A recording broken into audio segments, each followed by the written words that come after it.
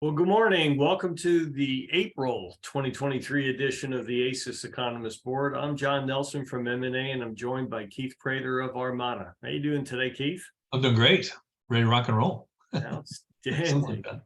All right. So in this video and the related subsector videos, we're going to dive into what's driving each of our forecasting models and related to what we're seeing in the real world. More importantly, where we see things are heading and why. Each of our models looks at approximately 18 to 20 economic indices with data going back 20 years. It's certainly been an interesting time, and we've been talking about the data going back 20 years. So we were talking off camera, Keith. Maybe we ought to talk about how we've been doing in terms of showing that forecast. And so this is what our latest performance scorecard is. What comments you got about it?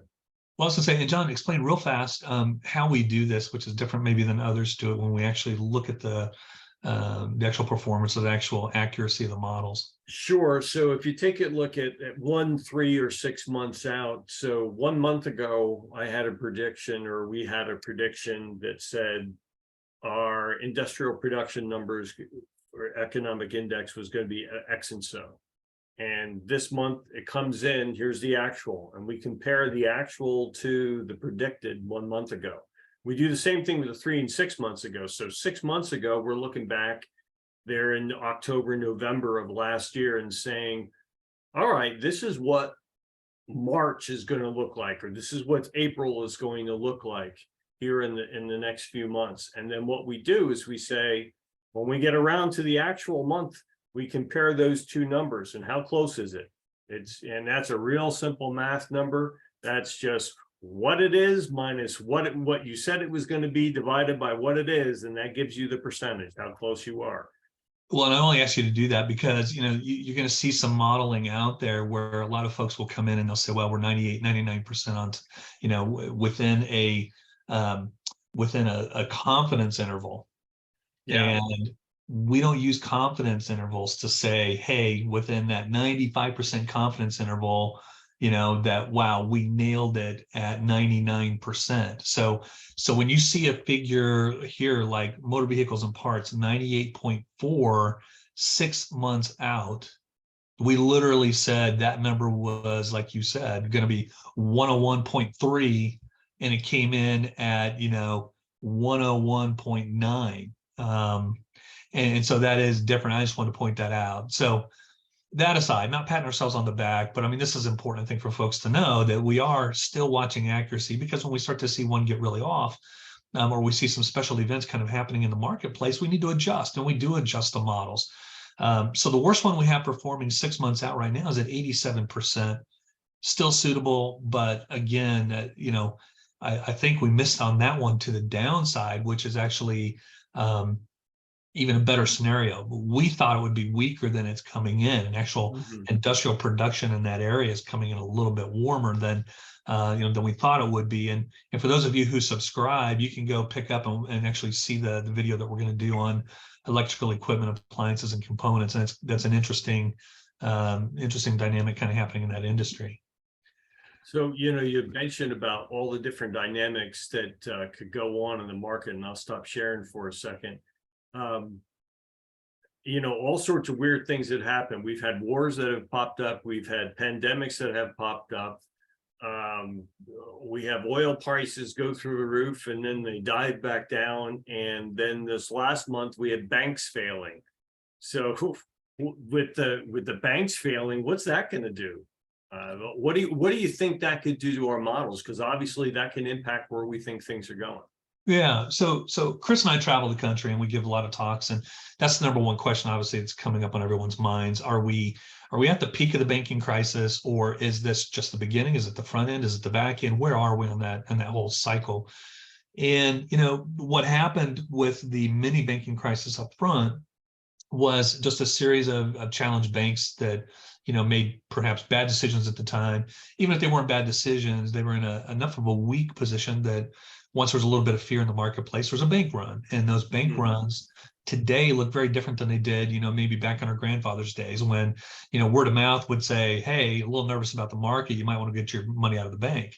Today, it happens with a tweet. Silicon Valley Bank saw $40 million leave the bank. I think it was 40 million. It was 40 billion. I think it's 40 billion.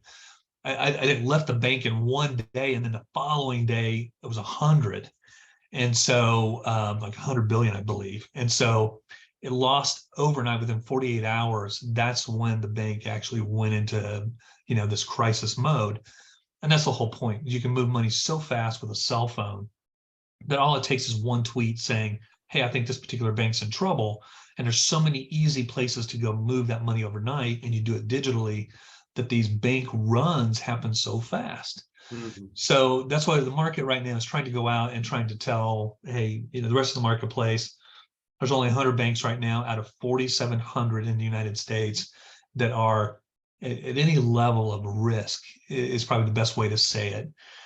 Those 100 have been well documented, and those bankers, the leadership in those banks are going in and trying to tighten things up. But that doesn't necessarily preclude or stop the next run. Yeah. Again, it's just sort of the fear factor, and that fear factor kind of running through a market. What we do know when it comes to manufacturing and when it comes to these models is that we know that credit standards are tightening in banks, and because of the risk environment and some of the new regulatory pressures that are going to be put on banks, we know that credit tightening is going to continue through the end of the year and early into next year. So we don't believe that any of that is baked into the models today. We don't think that market reaction has started to hit the 18 to 20 different economic metrics that we watch. But in the months coming, we can't sit here and say that we don't think that will be a factor at some point. Sure. And I do see some of the models, and you'll see the trend, I think, in the models, that we're kind of seeing a little weaker back half of 2023 and early into 2024. And so the models are picking up a little bit of pressure coming from somewhere, and it could be interest rates and some of the credit tightening that we see, a little bit of a change in the dollar. But we'll talk more about that when we look at the actual models. So Well, that's my quick speaking take. of which, Yeah, I'll bring that right up. there So you go. you mentioned about that weakening. And you can take a look, if you look at this model versus what we had in February, there's an initial difference.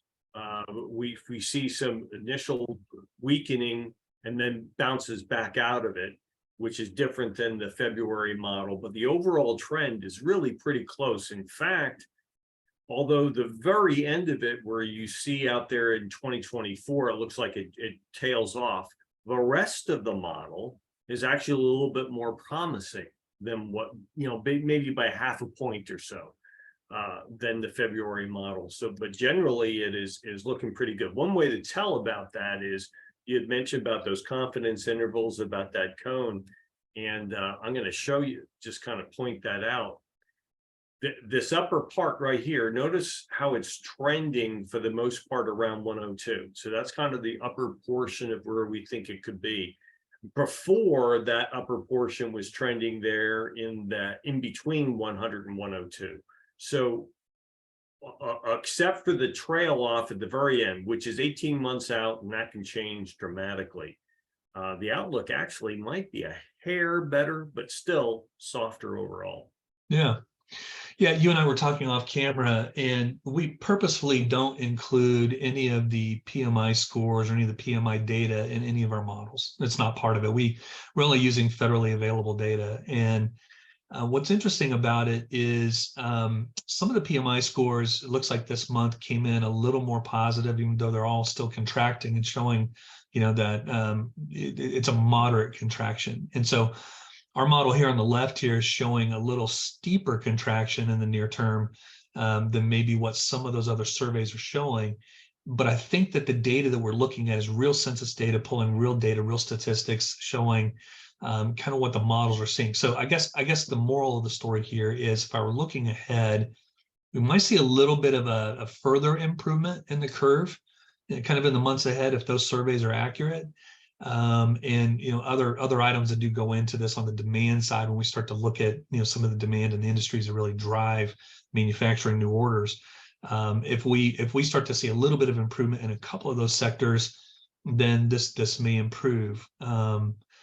Unfortunately, all right, the banking scenario, and we just talked about, Yeah, I think I think could weigh on some of the heavy durable goods sectors that we are tracking, and some of those sectors that help drive this IP-man data. So we'll see. I'm gonna hold out that maybe this curve is as bad as we'll see it, and that the curve will improve as we'll kind of move through 2023. That's my hope. And we'll kind of stick with that for now. Yeah. Well, here's the long term. Yeah. The long term doesn't tell a particularly great story. You see it kind of that drop. It looks more pronounced again in this case because of the scaling of the chart. But you can see we're not too far off of the long-term trend. If the long-term trend out in 2024 is going to put us right at 100, we're down at about 96. So it's about 4 points off of the long-term trend.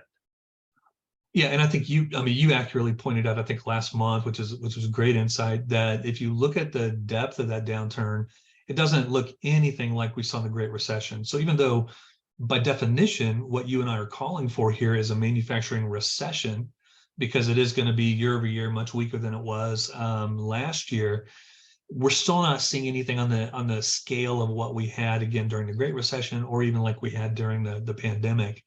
So again, it's a moderate, kind of a soft landing, if you will, which still looks like the model is still calling for that.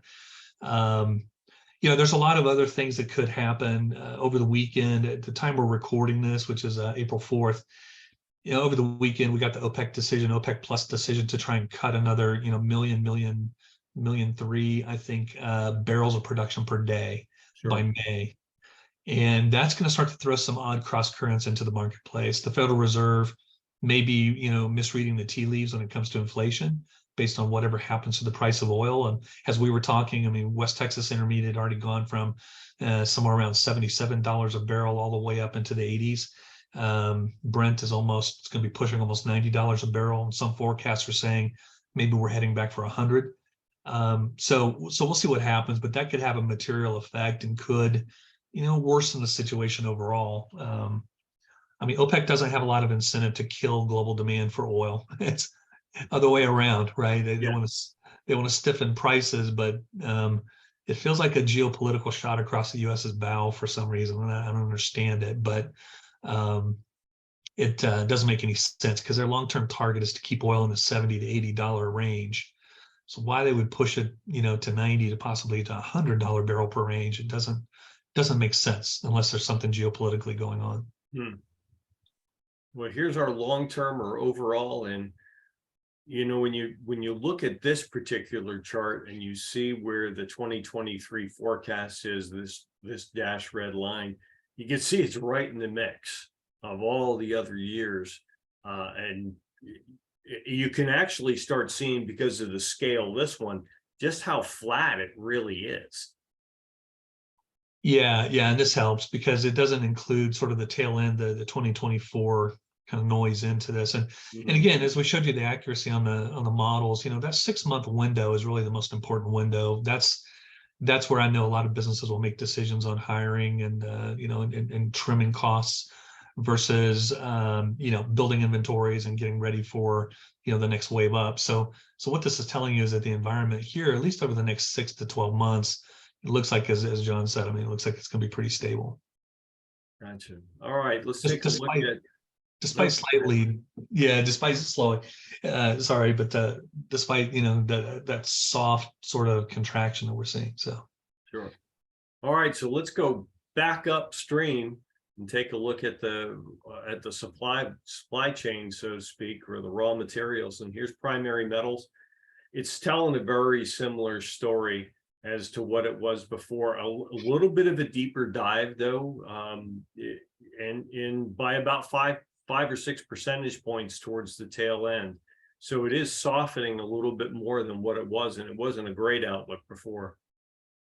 Yeah, and again, this is one of those where I think I talked about it last month, but we're still watching raw material inventory. So you think about copper, aluminum, zinc, lead, a lot of the primary metals that go into manufacturing. And what we are still seeing is that inventories at a global level are still very low, multi-decade lows for some of them. We've seen just some slight improvements, a little bit in copper inventories, but not enough. but prices aren't reacting yet. We don't see a surge in prices for those raw materials yet. One of the reasons why is because we think the demand is still so weak around the world. Europe is still kind of coming out of their winter woes, and China is still trying to open up, after lifting zero COVID restrictions, which means they still have a high absentee rate.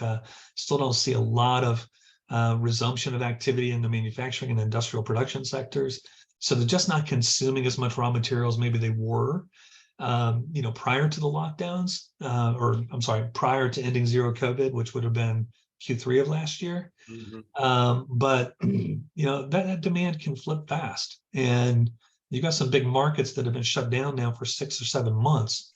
At some point in time, they come out of their doldrums and they really start to consume. And so we're watching China and Europe pretty closely, because if they do start to resume consumption, and they start looking for those raw materials and start building those raw materials, these low inventory levels that we're sitting on worldwide are going to start to show up, and prices are going to surge. We get right back in that nasty inventory, inflationary circle that we're in. So it's going to be interesting overall. And it's interesting that the primary metals market here is showing a little bit of that price surge, a little bit of that inflation kind of hitting us in the summer and going into the peak. Now, I do like to look at this long-term chart, because it shows kind of a long-term, dive. And then when you look at the very end, that dip is significant. So when you take a look at it in perspective, unlike IP Man, where you're thinking, oh, it's not so bad, this one kind of makes you think, oh, it's not as bad as the 2008, and it's not as bad as COVID, but it's still pretty substantial. I'll tell you what's interesting about this, John, and I just thought about this, but this would tell you that this is an industry that's ripe for reshoring or nearshoring.